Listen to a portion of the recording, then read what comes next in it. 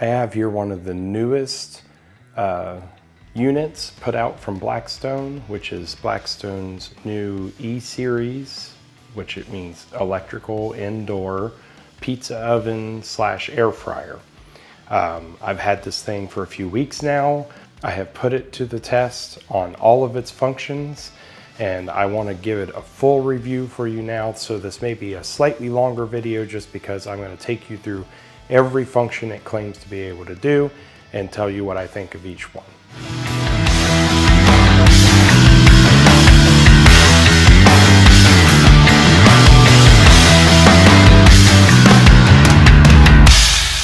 So first off, one of the first things you'll notice about this is that this is a very large unit. And so if you're going to buy this and use it indoors, you might want to consider where do you have the counter space to put it, because it is very large, okay? It's bigger than most air fryers.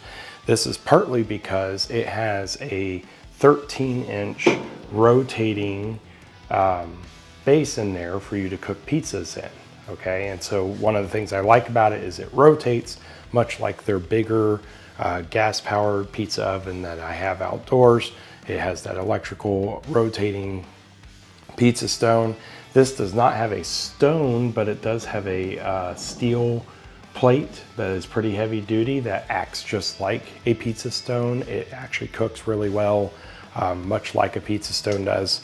But that's one of the reasons why this is so big, is that it has that rotating pizza stone big enough for a 13-inch pizza, which is a pretty good size for an indoor pizza oven.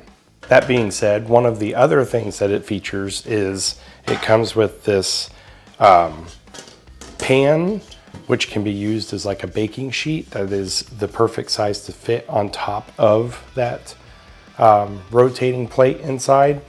And it has this wire grate that sits down inside of it. This is what you would use for your air fryer function, because you want it, instead of having an air fryer basket for it to sit up on, you have this that has feet on the bottom. It sits it up just a little bit in this pan, and then this becomes your air fryer basket that you can put inside there. Again, it having the rotating base kind of gives you a little bit less need to have to pull out the basket and shake the contents up a little bit and then put it back, which you would normally have to do several times on an air fryer. But with this, because it rotates, you don't have to do it quite so often. You may still want to flip things on there, you know, at least once during cooking, but you don't need to do quite so much shaking around. One of the other things that I will point out is it does have this weird top piece that opens up like this. I have not figured out what the purpose of that is and what the function is. And when I first got it, I was worried that it was going to be something that caused a problem as far as like maybe smoke or something seeping out from it and, you know, would cause a problem in the house. I could tell you that I have not had that problem. No smoke or anything seems to be seeping out from it. I don't think that that's an issue, but I just have not figured out what the purpose of that is, outside of maybe giving you a little bit more room to maneuver when you're trying to get your stuff in and out. You can lift that up. The instructions that comes with this unit do not talk about this at all. They don't talk anything about what this is or what the purpose is or why it's there. So I haven't figured that out yet. I don't think it's a problem. I don't think it's a big deal. I haven't had an occasion where I've had to lift it up yet. So if you're worried about like counter space or something and having to pick that up, it has not been an issue for me. So just want to point that out, that that is there, okay?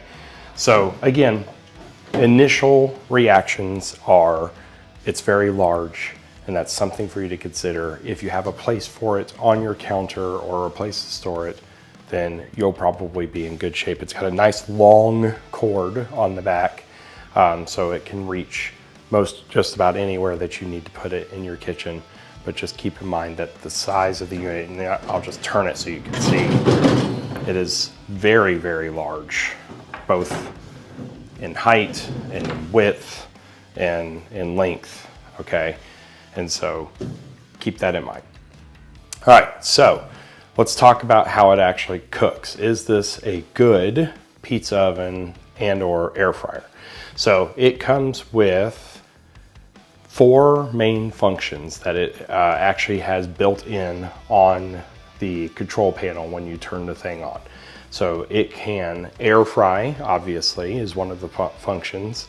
It has a baking option, and then it has 2 pizza options, which I thought was interesting. They have a fresh pizza, and then they have a frozen pizza.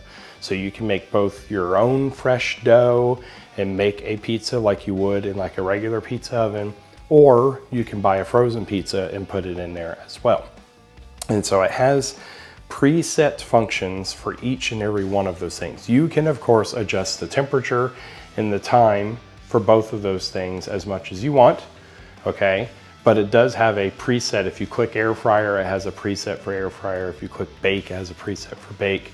And then I actually really like the preset for the fresh pizza, which increases the temperature up to over 600 degrees. So that's something to keep in mind, that this does get very hot inside. I have noticed that it doesn't get super hot on the outside, okay? Not that it's not warm, but it doesn't radiate that huge amount of heat. But it will get to over 600 degrees inside, which they use for that preset for the fresh pizza. And then it has a preset for frozen pizza as well. So I want to put this thing to the test and take you through every single one of those functions to make sure they all work. So I went through every preset option and tried it out, and I'm now going to show you what the results of that was. So the first thing that I tried was the air fryer function, because that's one of the things that I was most excited about. I already had an air fryer in my kitchen. I wasn't super happy with it.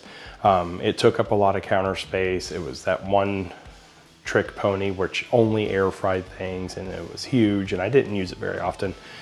But I was excited about having this, which could actually serve multiple purposes in replacing that air fryer. So the first thing I tried was the air fryer. So of course we're going to be utilizing that pan and that grate that fits inside of it for all of these cooks. So one of the first things that I saw be made with this oven was from Blackstone Betty, and she made fresh chicken wings in it, which is not something I had ever tried before in my regular air fryer, mainly because the baskets were too small. I could only make a few at a time. This being so large and so wide, I could fit quite a few chicken wings on here. And so I did try to make some fresh chicken wings in this air fryer. And so I just did that by buying some fresh chicken wings at the grocery store. These are not frozen, they're fresh. Of course, anytime you make chicken wings at home, if you're not going to deep fry them, you do need to do some things to make sure that they are as crispy as possible. So one of the things that I have found is if you mix up the chicken wings with a tablespoon of baking powder and a tablespoon of cornstarch and a little bit of salt and pepper, mix them up and coat that real good, and then lay them out flat on a baking sheet and let them sit in the refrigerator. I would let them sit a minimum of a couple hours, but I actually let these sit overnight. So they actually sat for almost 24 hours. Though if you let them sit in there for that long, they actually completely dry out, and I keep them uncovered in the refrigerator so that they can be drying out in that refrigerator. And so the skin will actually dry out, which will result in a crispier result when you cook them. So then, once they were done sitting in the refrigerator for 24 hours, I just placed them in an even single layer on the air fryer basket that is made for this pizza oven. And then I am just going to use the preset air fryer function. So I'm not actually looking up a temperature or anything. I'm just going to use whatever they have as a preset for the air fryer when making these wings. And so I put it in there, set my temperature at the preset. You do have to let it warm up completely. It will tell you when to add food. And so it will beep at you, the light will turn on, and you add the food. I will tell you that it does not give you very long. So you need to be kind of sitting there ready. It'll like beep a couple times, and then within 10 seconds, it's gonna start counting down your timer. So you need to be ready to go with your food so that when that thing beeps, you can be putting your food in. The good news is it only took about 5 minutes to preheat, which I didn't think was too bad. Every time I preheated this oven, it only took about 5 minutes. In some cases, maybe even only 4 minutes, okay? So I didn't think that was too bad. So once it was preheated, I put those wings in there and I let them cook. I did pull them out about halfway through and flip them. The good news is the timer did pause once I opened the door, as long as I left the door open, but I didn't want to lose all that heat. So I was pretty quick to pull them out, flip all the wings on the pan, put it right back in, and then close the door and let it continue counting down for the remainder of the time. So after that full amount of time, they came out, and then I just tossed the wings in some sauce of my choice. I've used buffalo sauce, I've used some sweet chili sauce. Those are typically my two favorite. And then tried them out, and I can tell you they cooked very nicely. They were completely cooked all the way through. There was no worry about anything being undercooked. The skin was nice and crisp. It was just like a restaurant style wing. I will say that most of that was probably due to the prep that I did to the wings beforehand with the baking soda, baking powder, and the cornstarch, and letting them dry out in the fridge. But it did a nice job of air frying and cooking those wings completely, where I would have no problem using this method in place of a restaurant style wing anytime I want wings. The fry basket, I could tell you, because of how large it is, that 13-inch size pan allowed you to put a lot of wings in there at one time. And so it was a great option. So I could tell you, as far as the air fryer function goes, it's an excellent air fryer, and I really like the rotating base, and I really like the fact that the pan is so large, so you can put so much in there at one time. So the next function I really wanted to test in this was the baking function. I probably could have done a better test with this, trying to bake something like bread or something like that, but I just didn't have the time to put something together like that. So what I did instead is I just made a caprese mozzarella sandwich. This is a copycat recipe from one that I've had before at Panera. And so for this sandwich, I just put some toppings onto a French baguette and put some slices of fresh mozzarella across the top. And the goal here is to put it in the pizza oven on the bake function and hopefully get a nice melt on that mozzarella as it bakes in there, while also toasting the baguette up really nicely. I can tell you once again, the size of the pan is helpful because this is kind of a larger sandwich. I had no problem fitting it on this pan and into the oven. The rotating base again was very nice because I didn't have to rotate it myself as it cooked. It did a really nice job of melting the cheese. The baguette came out nice and crispy and toasty. Everything was excellent on this. This is a sandwich that I will definitely put out a recipe video for in the near future, but I can just tell you that the baking function on this pizza oven worked very, very nicely for the test that I did. So now comes the test that I think most people are wondering about, which is the pizza oven test. So for the pizza oven test, you don't need this pan unless you're gonna maybe make a pan pizza or a deep dish pizza, which you can then use this baking sheet for.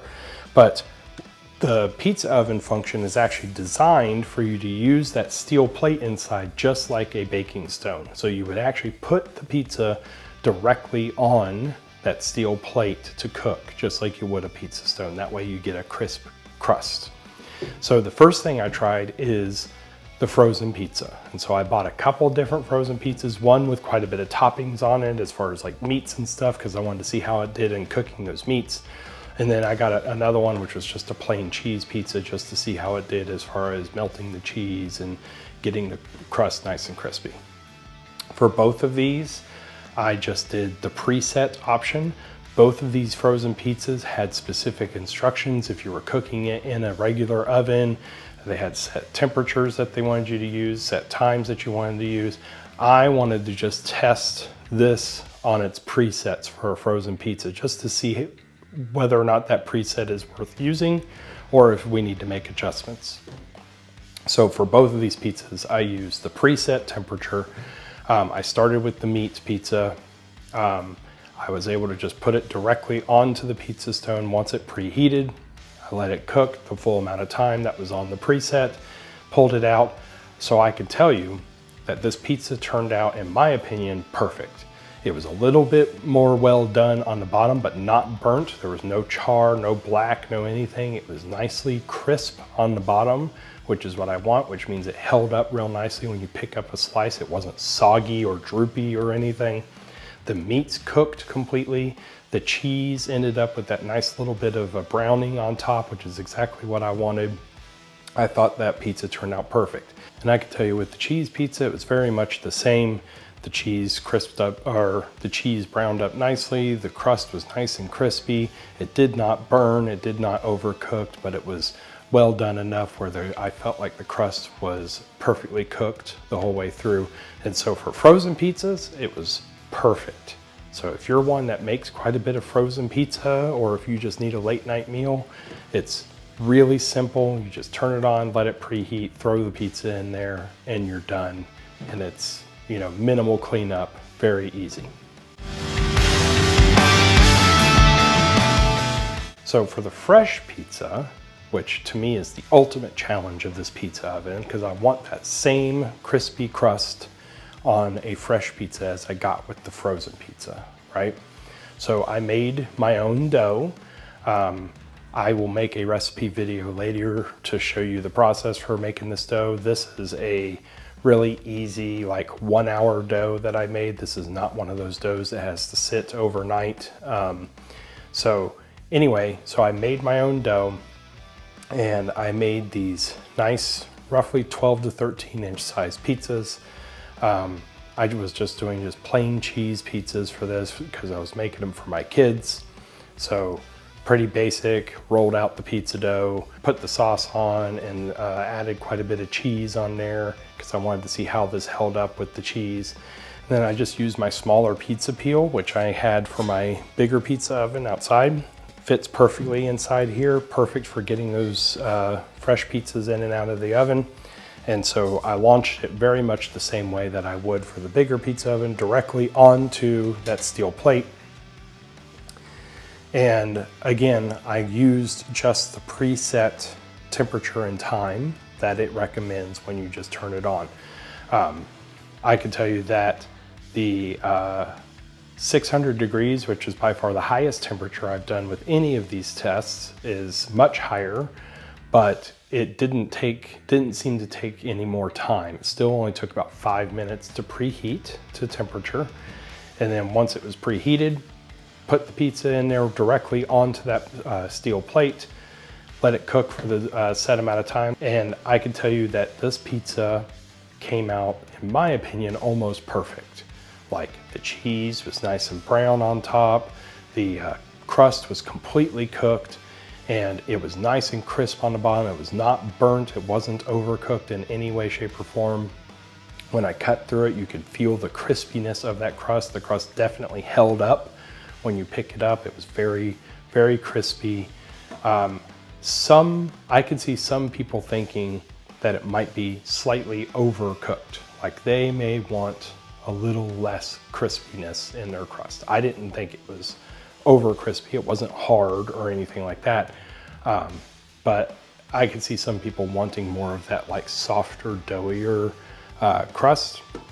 And if that's the case, you can just play with the time. I would just put it in for a little less time. Start by dropping it down by a minute or two, seeing if it's where you like it, and then make adjustments from there. But other than that, I think it did an excellent job on the fresh pizza. So what are my conclusions? So I can tell you that this pizza oven did a really nice job on all of the functions that it claims to have done. Okay, you've got that 5-minute preheat. Just about any temperature you're setting it at, you're going to get about that 5-minute preheat for it. The preset functions seem to be pretty spot on as far as where I like things, as far as with the air fryer and with the pizzas. I didn't have to read the directions necessarily on the frozen pizzas or anything. I was able to just put it in, set it to the preset temperature and let it go. I can tell you the nice thing is that you can adjust those temperatures and times if you want to make those adjustments in case you want things cooked a little bit less or maybe a little bit more. It did an excellent job on all of those things. One of the concerns I had was because of how big it was and I was going to have it sitting underneath some cabinets, whether or not it was going to put off a lot of smoke or anything like that. And I can tell you, I saw almost none. Okay, there was very, very little of any kind, no matter what I was cooking, very little any kind of smoke or anything coming off of this. I kind of saw just the littlest bit of wispy smoke coming out of this top piece right here, but it was very, very minimal, okay? And so that wasn't a concern. The outside of the unit, while it does get warm, it was never so warm that I couldn't touch it, okay? I never had a problem touching it and at risk of burning myself.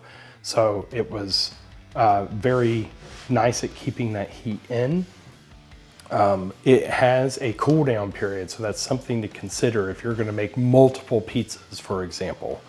The pizza oven gets to temperature. It takes about 5 minutes to get to temperature, and then when it's done cooking, when that timer finishes, it tells you to take the food out. Once you take it out and you close the door, it enters into what they call a cool down mode, and the fan continues to run inside, and it will say cool on the front.